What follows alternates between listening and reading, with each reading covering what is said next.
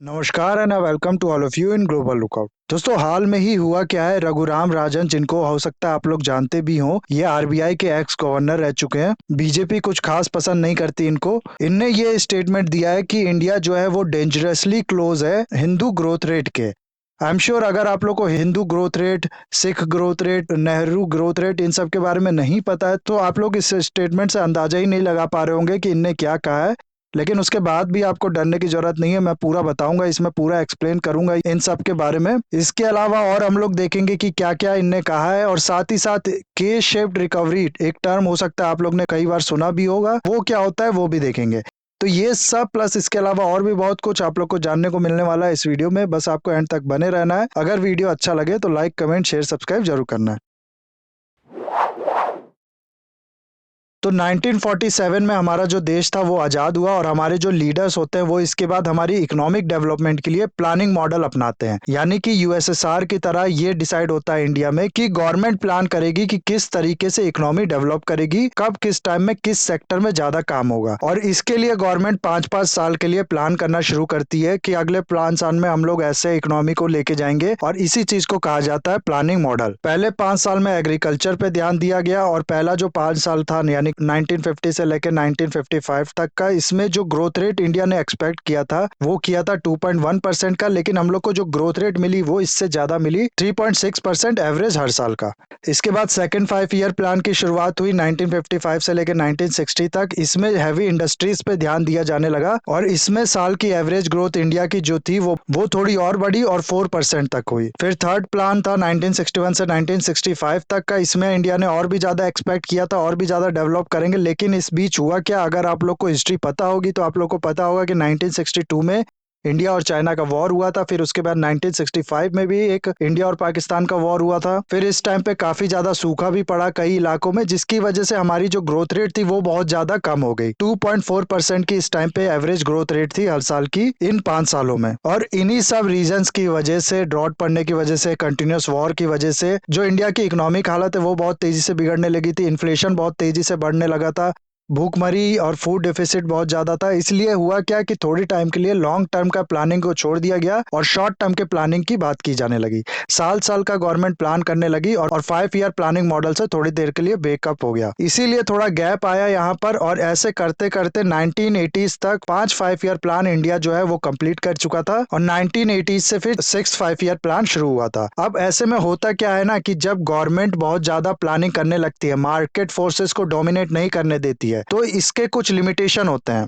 होता क्या है कि जो चीज लोग चाहते हैं खरीदना, जिस पे पैसा खर्चा करना चाहते हैं, तो वो उनको उतनी मिल नहीं पाती, क्योंकि गवर्नमेंट उसको लिमिट करके रखती है डिफरेंट रीजंस की वजह से। इसलिए गवर्नमेंट का जो इंटरवेंशन है वो इकोनॉमी का जो ग्रोथ रेट होता है वो थोड़ा कम कर देता है। इसको एग्जाम्पल से हम लोग समझते हैं। आज के टाइम में आप लोग काफी ज्यादा बैटिंग ऐप यानी कि सट्टे लगाने वाला ऐप है वो देख रहे होंगे, गैम्बलिंग ऐप काफी ज्यादा देखने को मिल रहे होंगे।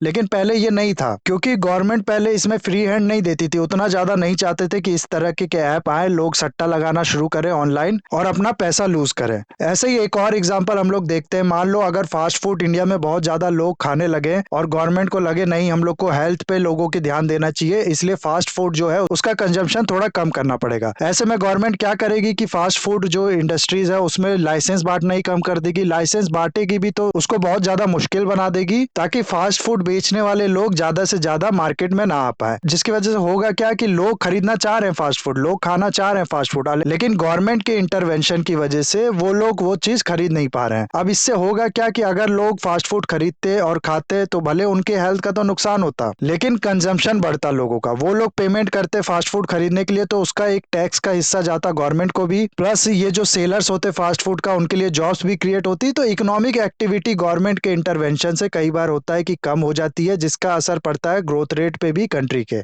और ये चीज देखा गया यूएसएसआर में कोल्ड वॉर के टाइम पे, और यही चीज देखा गया इंडिया में 1950 से लेके 1980 के बीच में। ये टाइम था लाइसेंस राज का, यानी कि आसानी से बिजनेस करने के लिए किसी को लाइसेंस मिलता नहीं था। गवर्नमेंट नहीं चाहती थी कि बहुत तेजी से प्राइवेट बिजनेस हाउसेस का इंक्रीज हो। गवर्नमेंट आसानी से लाइसेंस देती नहीं थी, इकोनॉमी को बहुत ज्यादा क्लोज रखा था, बाहर से ज्यादा इंपोर्ट को या फिर ट्रेड को अलाउ किया नहीं गया था। गवर्नमेंट नहीं चाहती थी कि बहुत ज्यादा प्राइवेट बिजनेसेस हाउस क्रिएट हो जाए, और कंसंट्रेशन ऑफ वेल्थ है वो कुछ ही हाथों में रह जाए। जाए, अमीर बहुत ज्यादा अमीर हो जाए और गरीब जो है वो बहुत ज्यादा गरीब हो जाए। एक बार तो 1969 में अगर आप लोग को पता होगा तो 14 बैंकों को नेशनलाइज कर दिया गया उठा के, यानी कि 14 प्राइवेट बैंक जो थे उनको कह दिया गया कि अब ये प्राइवेट बैंक नहीं है, अब ये गवर्नमेंट बैंक है। तो इन सब का जो असर क्या हुआ कि जैसा कि मैंने आप लोग को बताया कि गवर्नमेंट जब बहुत ज्यादा रिस्ट्रिक्शन लगाने लगती है तो इकोनॉमिक ग्रोथ कम हो जाती है।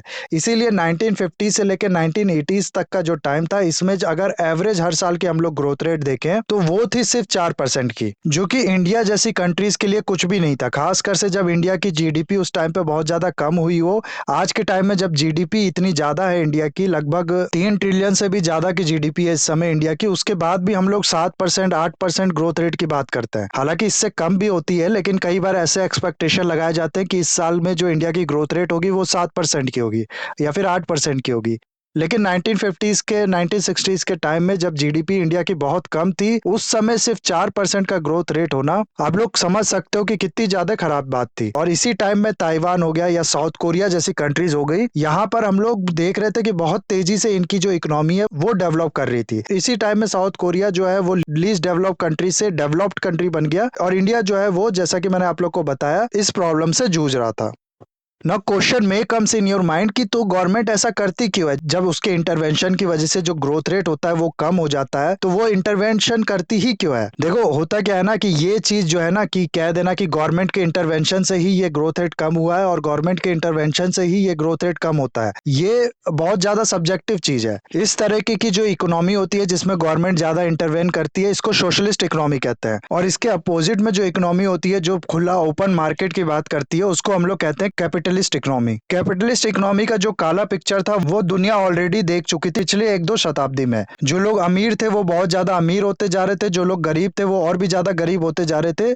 तो ये जो डिफरेंस था ये बहुत ज्यादा बढ़ता जा रहा था। इस बढ़ते हुए डिफरेंस की वजह से मॉरलिटी थी वो एक तरीके से बहुत ज्यादा खत्म होने लगी थी। लेबर क्लास हो गए या फिर पुअर पीपल जो होते थे, इन पे बहुत ज्यादा अत्याचार होते थे। और एक तरीके से कैपिटलिज्म ही अगर आप लोग देखोगे तो मेन कारण था इंपीरियलिज्म का, यानी कि ये जो यूरोपियन कंट्रीज थी इनने दुनिया भर की कंट्रीज पे राज किया, इसका एक कारण था कैपिटलिज्म भी। और इसीलिए लेबर क्लास की ये जो इतनी खराब हालत थी और गिने चुने प्राइवेट लोग जो बहुत ज्यादा अमीर होते गए थे, इस खराब सोसाइटी को देखते हुए एक नया कॉन्सेप्ट आया सोशलिज्म का। और इससे फिर अंदाजा लगाया जाने लगा कि ये जो क्लास डिफरेंस है ये धीरे धीरे कम हो जाएगा और इससे कम करने के लिए गवर्नमेंट को भी इंटरवीन करना पड़ेगा इकोनॉमी में। इसीलिए ऐसा नहीं है कि गवर्नमेंट का जो इंटरवेंशन है वो बिल्कुल खराब है और जो फ्री मार्केट है वही सही है। सही और गलत या फिर खराब, ये दो वर्ड जो है ना ये बहुत ही ज्यादा एक्सप्लॉइटेड वर्ड है। इन दोनों वर्ड का इस्तेमाल आदमी हर जगह करता है, लेकिन इनका मतलब नहीं समझता है। दुनिया में कोई भी चीज ऐसी नहीं है जो पूरी तरीके से सही हो या फिर पूरी तरीके से गलत हो,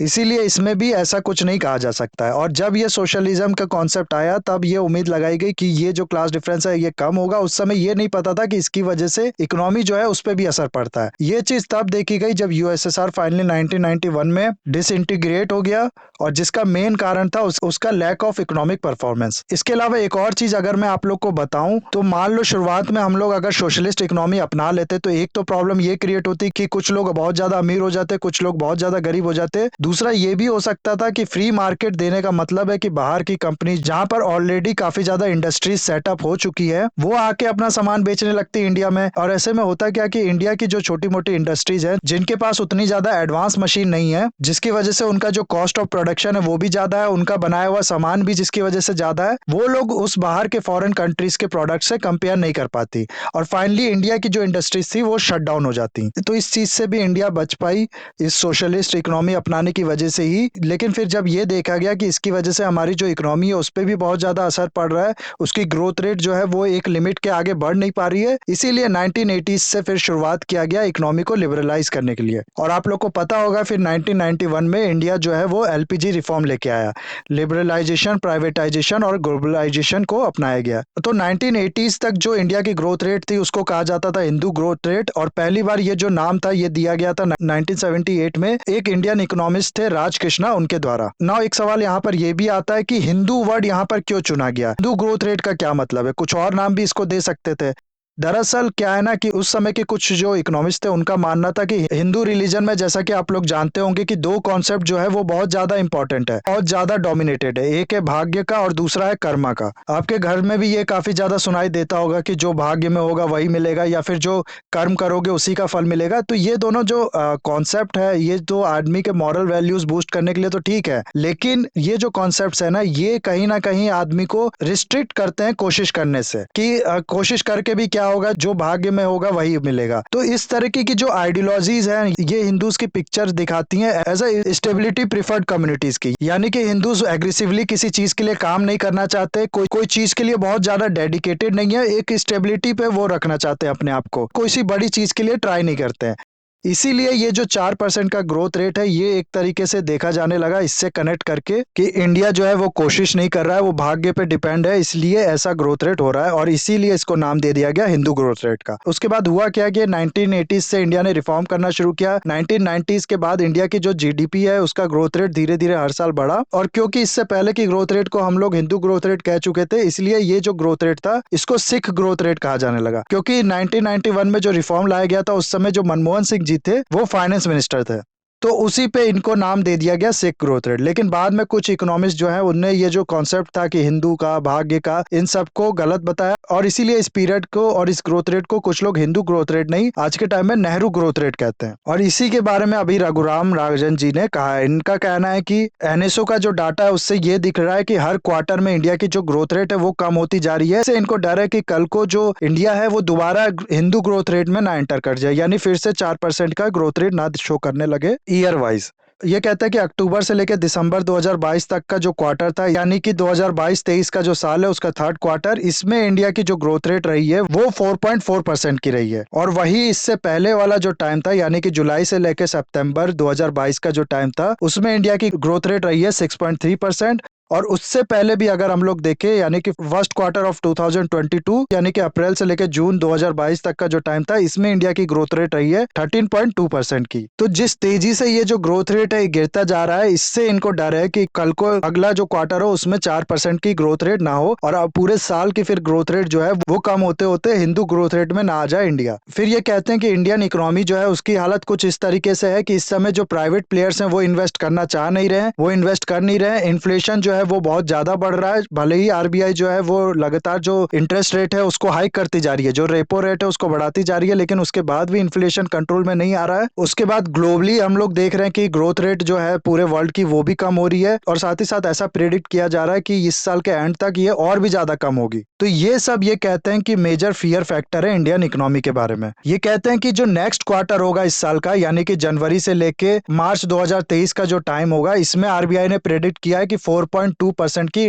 ग्रोथ रेट होगी इंडिया की। तो ये चीज और इस बात को जस्टिफाई करती है कि इंडिया की जो ग्रोथ रेट है वो धीरे धीरे स्लो होती जा रही है, और आगे ये और स्लो होगी। ये कहते हैं कि गवर्नमेंट जो है वो इंफ्रास्ट्रक्चर पे खर्चा कर रही है, ठीक है, जिससे मैन्युफैक्चरिंग को सपोर्ट मिलता है, लेकिन ये सब जो चीजें हैं ना, ये ऐसा नहीं है कि तुरंत पे ऑफ करने लगेंगी। इंफ्रास्ट्रक्चर हो गया और मैन्युफैक्चरिंग हो गया, इसमें अगर आप लोग आज शुरुआत करते हो तो इसमें टाइम लगेगा आप लोग को रिजल्ट आने में। और पीएलआई स्कीम जो है उसका भी ये कहते हैं कि कोई खास फायदा जो है वो नहीं मिल पा रहा है। पीएलआई स्कीम आप लोग को पता होगा, प्रोडक्ट लिंक इंसेंटिव है। गवर्नमेंट ने क्या किया है कि सब्सिडी देना शुरू किया है। इंडिया में जो मैन्युफैक्चरर है वो अपना आउटपुट बढ़ाते हैं, यानी ज्यादा मैन्युफैक्चरिंग करते हैं, तो उस इंक्रीज ऑफ मैन्युफैक्चरिंग पे गवर्नमेंट जो है वो कुछ इंसेंटिव देगी इन मैन्युफैक्चरर्स को। तो उसका ये कहते हैं कि इसका भी कोई खास फायदा इंडिया को मिला नहीं है अभी तक। जाहिर सी बात है, ये कहते हैं कि जिस स्कीम में गवर्नमेंट पैसा डालेगी, पैसा प्योर करेगी, उससे जॉब्स क्रिएट होंगी, और अगर सब्सिडी देगी आउटपुट बढ़ाने पे, तो उससे जो इंडिया का मैन्युफैक्चरिंग है वो बढ़ेगा, और आउटपुट इंडिया का बढ़ेगा, एक्सपोर्ट भी इंडिया का बढ़ेगा। लेकिन इसका अगर करेक्ट इवोल्यूशन हम लोग को करना है, तो इसके लिए हम लोग को देखना पड़ेगा कि जो जॉब्स क्रिएट हुई है वो कितना खर्चा करके हुई है। अगर हजारों करोड़ों खर्चा करने के बाद भी कुछ ही जॉब्स क्रिएट होती है, तो इसका मतलब ये स्कीम फ्लॉप है। इससे ज्यादा फायदा हम लोग को दूसरी चीजों से ले सकते थे, और भी ज्यादा, जिसमें जॉब्स क्रिएट होती। और उसके बारे में ये कहते हैं कि गवर्नमेंट का खुद का डाटा ये कहता है कि 15% पीएलआई स्कीम के अंदर जितना प्रॉमिस किया गया था उतना पैसा दिया जा चुका है, और जिसका रिजल्ट ये है कि सिर्फ 3% ऑफ जॉब्स जो टारगेट थी वो क्रिएट हुई है। तो 15% इन्वेस्ट करके जो कि प्रॉमिस किया गया था उसका सिर्फ 3% जॉब्स क्रिएट हुई है। ये कहीं ना कहीं दिखाता है कि ये स्कीम जो है ये एक तरीके से उतना बड़ा सक्सेस नहीं है। ही ऑल्सो एड दैट कि अगर पूरे जो गवर्नमेंट की एक्सपेक्टेशन है उस पर ये स्कीम मान लो खड़ी हो भी जाती है, तब भी जो टोटल जॉब्स क्रिएट होंगी वो केवल 0.6 करोड़ जॉब्स क्रिएट होंगी। ये एक तरीके से ना के बराबर ही होगा, क्योंकि इंडिया को में इससे बहुत ज्यादा जॉब्स की जरूरत है। साथ ही साथ बार बार ये जो गवर्नमेंट राग अलाप रही है कि देखो जो मोबाइल फोन्स का एक्सपोर्ट है वो बहुत तेजी से बढ़ रहा है, उसमें ये कहते हैं कि ये जो आर्गुमेंट है इसके भी कुछ लिमिटेशन है। वो जो मोबाइल फोन्स का एक्सपोर्ट बढ़ रहा है उसमें हम लोग को देखना चाहिए कि हम लोग उसमें कितना ज्यादा वैल्यू एडिशन कर रहे हैं। अगर मान लो हम लोग फोन का एक्सपोर्ट ज्यादा कर भी रहे हैं लेकिन उसके लिए जो उसमें पार्ट्स लगते हैं वो बाहर से मंगा के सिर्फ असेंबल करके इंडिया से बेच रहे हैं, तो टोटल जितने में फोन बिकेगा उसका चुल्लू भर केवल मिलेगा हम लोग को, बाकी सारा पैसा तो चला जाएगा जहां से पार्ट्स मंगाए हम लोग ने। इसीलिए वैल्यू एडिशन उसमें बढ़ाने की जरूरत है। और रियलिटी आज के टाइम में ये है, ये कहते हैं कि एक्सपोर्ट बढ़े हैं लेकिन हम लोग का जो वैल्यू एडिशन है उसमें बहुत ज्यादा कम है, इसीलिए बाहर से हम लोग से पार्ट्स मंगाते हैं, उसको असेंबल करके बेचते हैं। और इसीलिए जो नेट एक्सपोर्ट है इंडिया का, यानी कि मोबाइल का एक्सपोर्ट में से जो उसके पार्ट्स का इंपोर्ट है उसको बैलेंस कर दें हम लोग, तो नेट एक्सपोर्ट जो है वो स्कीम से पहले जितना था उतना ही आज भी है। इसीलिए ये कहते हैं कि जरूरी नहीं है कि मैन्युफैक्चरिंग को पैंसिया समझा जाए, यानी कि रामबाण समझा जाए। दुनिया की मोस्ट डेवलप कंट्रीज जो है वो आज भी ज्यादातर डिपेंडेंट है अपने सर्विस सेक्टर पे। उनकी इकोनॉमी बहुत ज्यादा सर्विस इकोनॉमी है, और इंडिया में भी जो सर्विस सेक्टर है वो एक तरीके से ब्राइट स्पॉट है। हमारे यहाँ ज्यादातर जो यूनिकॉर्न बन रहे हैं नए नए स्टार्टअप्स वो सर्विस सेक्टर से ही हैं ज्यादातर। इसीलिए सर्विस सेक्टर पे भी हम लोग को स्पेशल फोकस देने की जरूरत है। ऐसा नहीं कि सिर्फ मैन्युफैक्चरिंग को ही हम लोग फोकस करें और सर्विस को इग्नोर करते जाए। तो ये सब रघुराम राजन जी जो है वो कहते हैं, और कुल मिला के इनकी बात का जो कंक्लूजन है वो ये है कि सर्विस सेक्टर पे भी इंडिया को फोकस देना चाहिए, और जब तक मैन्युफैक्चरिंग खासकर से डेवलप नहीं हो जाता इंडिया का। इसके अलावा रिसेंटली हुआ क्या है कि इंडियन रेटिंग की एक रिपोर्ट है, उसमें भी ये बोला गया कि इंडिया का जो इंडस्ट्रियल ग्रोथ है उसका स्लो होने का मेन कारण है इंडिया की के शेप्ड रिकवरी कोविड के बाद में। होता क्या है ना कि जब भी कोई इकोनॉमी रिसेशन में जाती है या फिर किसी भी कारण की वजह से इकोनॉमी की जो परफॉर्मेंस होती है वो काफी टाइम तक डाउनवर्ड जाने लगती है, तो उसके बाद जब इकोनॉमी रिकवरी करती है यानी कि दोबारा इकोनॉमी की परफॉर्मेंस सुधार होती है, तो कभी कभार ऐसा होता है कि उस टाइम पे इकोनॉमी की जो सारे सेक्टर होते हैं वो एक ही तरीके से नहीं दोबारा ग्रोथ करना शुरू करते हैं। किसी किसी सेक्टर में जो ग्रोथ होती है वो ज्यादा होने लगती है, और कोई कोई सेक्टर जो है उसमें ग्रोथ रेट उतनी होती नहीं है, उसमें उतना मोमेंटम होता नहीं है। इसी को कहा जाता है के शेप्ड रिकवरी। जैसे के हम लोग बनाते हैं तो के जो दोनों आर्म्स होते हैं वो दोनों डायरेक्शन में फैले होते हैं ना, तो एक जो होता है वो नीचे जा रहा होता है, नीचे वाला जो आर्म होता है के का, एक जो होता है वो ऊपर जा रहा होता है, तो वो डिनोट करता है कि ज्यादा तेजी से रिकवरी हो रही है, और नीचे जो जा रहा है वो डिनोट करता है कि रिकवरी नहीं हो रही है या स्लो रिकवरी हो रही है। इंडिया में हुआ क्या है कि कोविड के बाद जो बड़ी बड़ी बिजनेसेस हाउस थी, बड़ी बड़ी कंपनीज थी, उनमें तो रिकवरी देखने को मिला है, लेकिन जो अनऑर्गेनाइज सेक्टर था, जो इनफॉर्मल सेक्टर था, जो छोटे छोटे प्रोडक्शन हाउस थे, वो उतनी तेजी से रिकवरी नहीं कर रहे हैं। और ज्यादातर आप लोग को पता होगा कि इंडिया में जो प्रोडक्शन है, जो सेक्टर है, वो अनऑर्गेनाइज सेक्टर ही है। इसी वजह से जो ओवरऑल इंडस्ट्री सेक्टर है इंडिया की, उसमें रिकवरी देखने को मिल नहीं रही, जिसकी वजह से इंडिया की इकोनॉमी में भी जो रिकवरी देखने को मिलनी चाहिए थी वो नहीं हो रही है। अब हालांकि ये भी डिबेटेबल है, कई लोग ऐसा कहना है कि इंडिया में ऐसा नहीं हो रहा है, के शेप्ड रिकवरी नहीं हो रही है। हाल ही में एसबीआई की एक रिपोर्ट थी जिसमें लिखा था कि नो के शेप्ड रिकवरी इन इंडिया। इनका कहना है कि गवर्नमेंट ने जो अनऑर्गेनाइज सेक्टर थे उनको संभाल लिया है और वो भी रिकवरी कर रहे हैं या फिर करेंगे, तो इस तरीके से कुछ भी नहीं हो रहा है। तो अलग अलग आर्गूमेंट है, अब इसमें तो क्योंकि चीजें सब्जेक्टिव है इसलिए ज्यादा इसमें इन्वॉल्व नहीं हुआ जा सकता, बहुत ज्यादा क्लियरिटी से इसमें कोई भी स्टेटमेंट दिया नहीं जा सकता, इसलिए खाली कॉन्सेप्ट समझना हम लोग का जरूरी था, जो चीज हम लोग समझ चुके हैं। बाकी इस वीडियो को मैं यहाँ पर करूंगा खत्म। आई होप वीडियो आपको अच्छा लगा होगा, इसे लाइक कमेंट शेयर सब्सक्राइब करना मत भूलिएगा। That's all, have a nice day, take care.